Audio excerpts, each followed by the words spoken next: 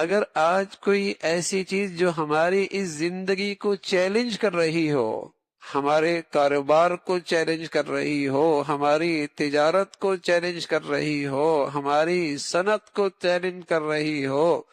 ہماری زندگی کے مفادات کو چیلنج کر رہی ہو، ہم بیدار ہو جاتے ہیں۔ اور اگر کوئی یہ کہہ دے کہ میاں کل کی زندگی تمہاری خطرے میں ہے، جو تمہارا یہ طرز عمل زندگی کا ہے، اس سے تمہارے کل کی زندگی خطرے میں ہے، تو آدمی کی دلچسپی نہیں رہتی۔ آدمی کی دلچسپی نہیں رہتی تو میرے عزیزو، اس زمانے کے اندر بھی دین کی شکلیں موجود تھی،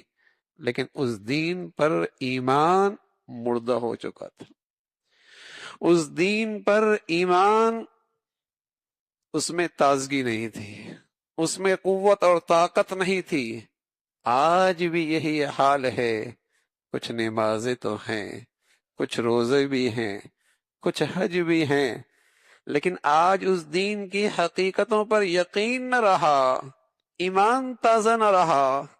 جس کا نتیجہ میرے عزیزو یہ ہے کہ آج ساری دلچسپیاں اس زندگی سے ہیں، کل کی زندگی سے دلچسپی کوئی نہیں، بات سننے کا جی بھی نہیں چاہتا۔ اس زندگی کے مفادات کے تذکرے ہوں، یہاں کی زندگی کے ترقی اور خوشحالی کی باتیں ہوں، بہت دلچسپی ہے، اس لیے کہ یہ چیزیں مشاہدے میں آئیں، نظر آ رہی ہیں، لیکن کل کی زندگی ایک حقیقت ہے۔ کل جنت کا راحت و آرام ایک حقیقت ہے، کل جہنم کی رسوائی ایک حقیقت ہے، اس دین کی حقیقت ہے، لیکن چونکہ اس پر ایمان مردہ ہو چکا ہے، اس میں جان نہ رہی، اس لیے اس پہ یقین نہیں، اس سے ہمارے اندر حرکت نہیں آتی۔ تو میرے عزیزو،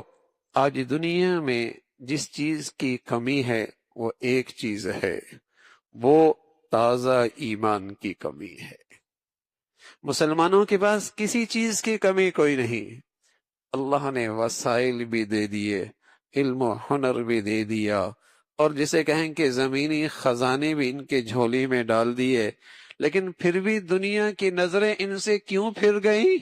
اور دنیا کی نظروں میں ذلیل اور رسوا کیوں ہو گئے؟ تو اللہ نے آگاہ فرمایا ہے، وَأَنْتُمُ الْأَعْلَوْنَ إِن كُنتُم مُؤْمِنِينَ، تم ہی سر بلند رہو گے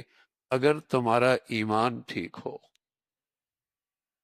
وَأَنْتُمُ الْأَعْلَوْنَ إِن كُنتُم مُؤْمِنِينَ، تم ہی سرخرو ہو جاؤ گے، تم ہی سر بلند رہو گے، ان کنتم مؤمنین، اگر تمہارا ایمان ٹھیک ہو، اگر تمہارے ایمانوں میں تازگی ہو۔